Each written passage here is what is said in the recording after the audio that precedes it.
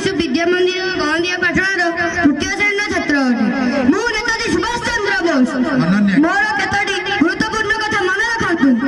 तुमे मते रक्त दियो मु तुमको स्वाधीनता देबी मु आजाद हिंद फौज गठन करिथिली स्वाधीनता मिले नहीं ता हमकु छडाई आइबे को हुए निज शक्ति ऊपर विश्वास रख अन्य ठारू धार आइबा शक्ति निज ऊपर विपद आइ पारे मन रख आम सबुठारू बड़ अपराध होछि अन्याय को सहिबा खराब लोकक सहित बुझावणा करिबा मार भल पाइबा एते गभीर जे तार कोनोसी भी स्वार्थ न थाए तार तुलना कहा सहित करि हुए ना धन्यवाद मु प्रियांशु कुमार पंडा मु सरस्वती शिशु विद्या मंदिर गौंदिया पाटणार तृतीय श्रेणी छात्र आज जो सहित मु साधारणतंत्र दिवस